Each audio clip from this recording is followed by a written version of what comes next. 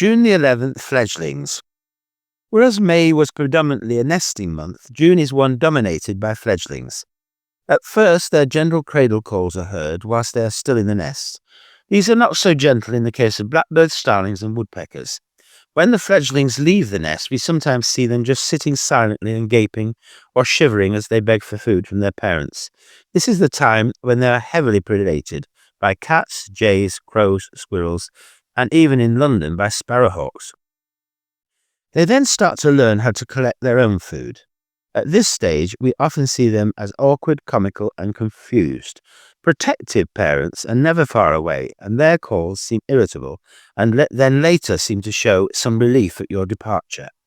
There can be some coaching to get fledglings to take their first flight.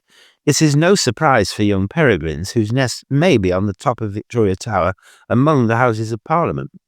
Birds of prey and swifts leave the nest and are immediate, competent flyers.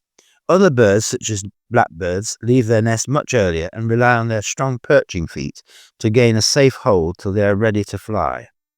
Most young are highly vulnerable at this stage, but young owls and other birds of prey are not afraid to use their powerful talons to protect themselves.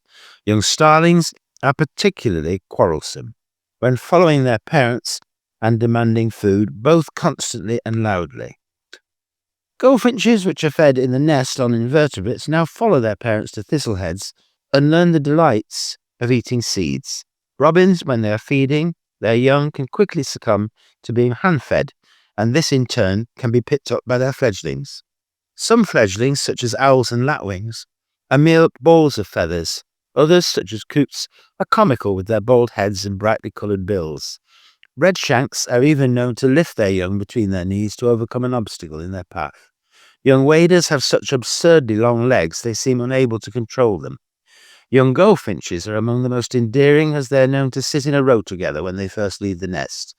Once swallows forsake their nest, they continue to be fed either on telegraph wires or in the air, when they can appear to be kissing.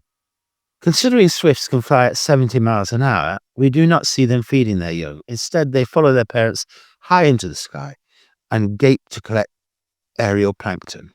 On lakes and rivers, families of swans with their cygnets or ducks marshalling their young flappers always draw comments. Cobs and pens are fiercely protective and will rush towards any intruder with half-open wings. The young cygnets seem to be unconcerned and whistle quietly to each other. Families of moorhens will all dive below the surface if there's any sign of trouble. Great-breasted grebes protect their young by carrying them on their backs. In gardens, you can expect to see young great tits, hedge sparrows, wrens, goldfinches, magpies, house sparrows, and in larger gardens, possibly a spotted flycatcher. In woods, it is worth looking and listening for young willow warblers. Unlike most fledglings, which are dowdy, speckled versions of their parents, in this case, they're even more brightly coloured than their parents. In more open situations, you can now expect to see large families of crows, rooks and starlings, and with luck in the right habitat, even partridges, wheatears and yellowhammers.